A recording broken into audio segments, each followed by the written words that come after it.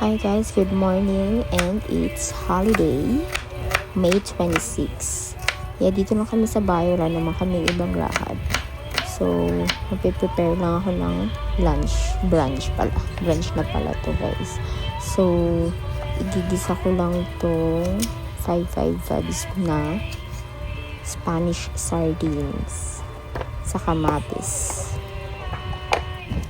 Tinakpan ko lang tong sibuyas kasi sobrang sensitive tong mata ko sa naiiyak ako.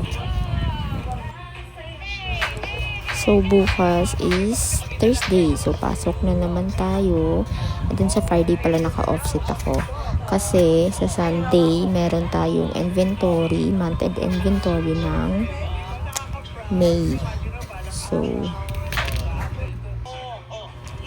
buksan ko lang to para makapagluto na tayo and sobrang nagugutom na ako kasi hindi pa ako nag-breakfast.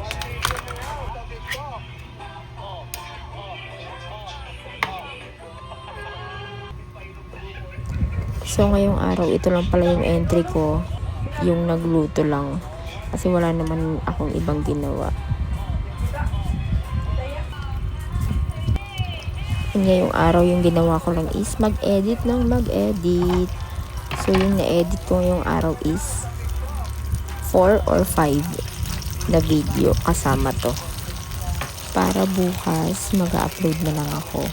And, i-schedule ko na siya para back to daily vlogs ulit tayo.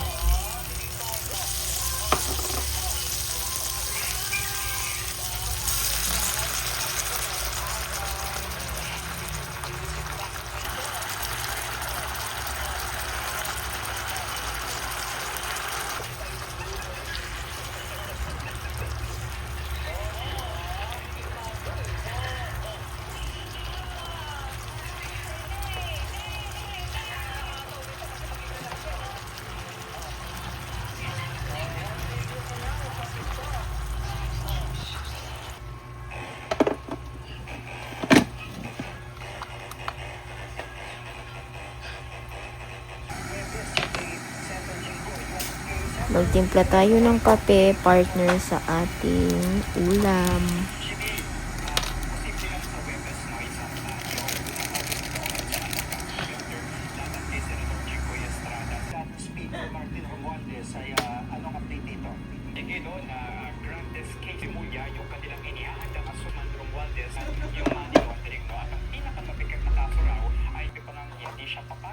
na maging scapegoat o fall guy sa flood control scandal. Pakinggan natin ang pahayag ni Ombudsman Remulla.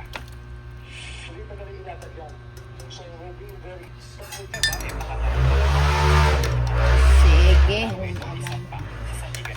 O hihiyo, ora itong tugtugitin ka. Ombudsman Remulla na pagkatangingat daw yung pag-aaral na ginagawa nila sa kaso at tinawag nga yan, Jiggy, na grandest case ni Ombudsman Boying Remulla, yung kanilang inihahandang asunto laban kaya Congressman Romualdez, kabilang dyan yung money laundering mo. At ang pinakamabigat na kaso raw, si Romualdez ang itinuro ni dating Senate President Chis Escudero na mastermind umano sa budget projects ng ating pamahalaan. Pero itinanggi na noon ni Romualdez ang mga pagkakaugnay na ito sa mga proyekto at sinabi pa ngang hindi siya papayag na maging scapegoat o fall guy sa flood control scandal. Pakinggan natin ang pahayag ni Ombudsman Remulla. Okay, kain tayo. we're being very careful about every premise.